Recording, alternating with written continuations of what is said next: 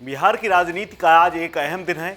आज नीतीश कुमार जब से पाला बदल करके बीजेपी के साथ आए हैं, तब आज उन्हें बहुमत साबित करना है। लेकिन बहुमत साबित करने से पहले विधानसभा में जो तस्वीर सामने आई वो बेहद दिलचस्प थी। दरअसल नीतीश कुमार, विजय सिन्हा, सम्राट चौधरी और तेजस्वी यादव अपने भाई तेज प्रताप यादव के साथ एक ही लाइन में बैठे हुए थे और इस दौरान जिस तरह के एक्सप्रेशन नीतीश कुमार के थे और तेजस्वी यादव के, वो चर्चा का विषय बने हुए हैं। इसका बाकायदा वीडियो सोशल मीडिया पर वायरल हो रहा है। तेजस्वी यादव खिलखिलाकर हंसते हुए कॉन्फिडेंट दिख रहे हैं और विजय सिन्हा से बातचीत कर रहे हैं। उनके बगल में बैठे हुए नीतीश कुमार और सम्राट चौधरी भी खिलखिला रहे हैं, लेकिन नीतीश कुमार का चेहरा इस दौरान चिंतित है। नीतीश कुमार सिर झुकाए हुए बैठे हैं, सोच की मुद्रा में। ऐसा लगता है जैसे किसी गहन चिंतन में व्यस्त हैं। लेकिन नीतीश कुमार के इस एक्सप्रेशन को लेकर के तमाम तरह की सोशल मीडिया पर चर्चा हो रही है, क्योंकि तेजस्वी यादव भले ही उनसे आधी उम्र के हों, लेकिन उनका कॉन्फिडेंस विधानसभा के अंदर जिस तरह का था वो देखने वाला था। तस्वीरें आप देख सकते हैं कि किस तरह से तेजस्वी यादव विधानसभा के कैमरे में जिस तरह से कैद हुए हैं।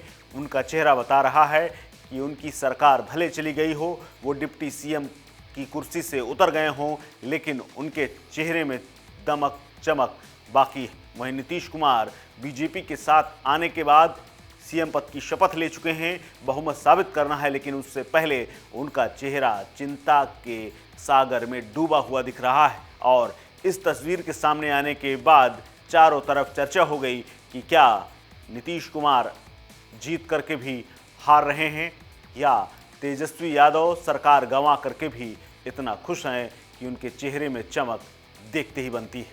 और इस विधानसभा की इस तस्वीर के बाद जब तेजस्वी यादव को मौका मिला, उनकी पार्टी ने भले ही स्पीकर का पद गंवा दिया, अवध बिहारी को स्पीकर पद से छोड़ना पड़ा क्योंकि उनके खिलाफ अविश्वास प्रस्ताव आ गया। और उसके बाद जब तेजस्वी यादव को मौका मिला तो तेजस्वी यादव ने नीतीश कुमार और जदयू पर जमकर निशाना साधा। तेजस्वी यादव ने सीएम नीतीश कुमार पर निशाना साधते हुए यहां तक कह दिया कि आप बिन बताए गवर्नर हाउस चले गए, कम से कम पूछ तो लेते या बता देते, कोई कन्फ्यूज़न था तो बात कर लेते। नीतीश कुमार पर निशाना साधते हुए तेजस्वी आगे ये भी कहते हैं कि आप 9 बार सीएम बने, इसके लिए बधाई के पात्र हैं, लेकिन एक ही टर्म में 3 बार बने, ये अपने आप में बिहार की जनता के लिए अद्भुत नज़ारा है। इसके अलावा सम्राट चौधरी पर निशाना साधते हुए तेजस्वी यादव ने कहा कि बीजेपी मेरी मां है, लेकिन मैं कह रहा हूं कि असली मां राजद है। तेजस्वी यादव ने विजय सिन्हा को भी नहीं छोड़ा। विजय सिन्हा के लिए उन्होंने कहा कि विजय सिन्हा जी एक टर्म में स्पीकर, नेता प्रतिपक्ष और डिप्टी सीएम बने हैं, इसके लिए भी उन्हें बधाई है। तेजस्वी यादव आगे ये भी कहते हैं कि सीएम हमारे आदरणीय हैं और रहेंगे, साथ में काम करने का मौका मिला, मैंने काम किया। उन्होंने कई बार कहा कि तेजस्वी मेरा बेटा जैसा है, मैंने भी उनको अभिभावक माना है। नीतीश कुमार ने कई बार सार्वजनिक रूप से कहा कि जब तेजस्वी ही अब आगे बढ़ेंगे, उन्हें ही आगे बढ़ाएंगे, लेकिन शायद मेरे साथ वनवास वाली स्थिति आ गई। मैं मानता हूं कि कोई मजबूरी रही होगी, इसीलिए मुझे वनवास भेजा गया है।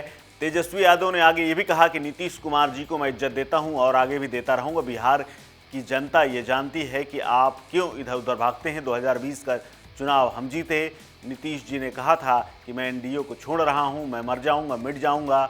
आपने ये कहा था कि हम लोगों का एक ही लक्ष्य है, देश के विपक्षियों को गोलबंद करना। सीएम जब सरकार गिराने गवर्नर हाउस गए तो कह दिए कि मन नहीं लग रहा।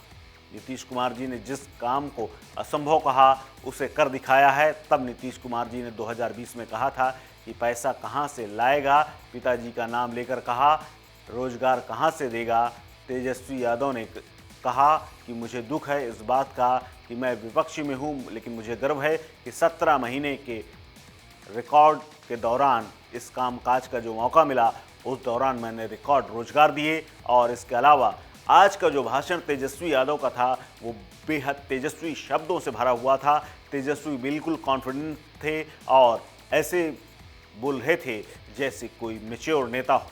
उनके भाषण में ना तो कभी सीमा को लांघा, ना ही कभी शब्दों का ऐसा प्रहार किया जिससे अजीब सी स्थिति बने या ऐसा लगे कि सत्ता दल को बुरा लगे। लेकिन सधे हुए शब्दों में जितना कुछ कह सकते थे वो आज तेजस्वी यादव ने अपने भाषण में दिखा दिया है, और यह भी दिखा दिया है कि आने वाले भविष्य के वो बड़े नेताओं में से शुमार हो जाएंगे।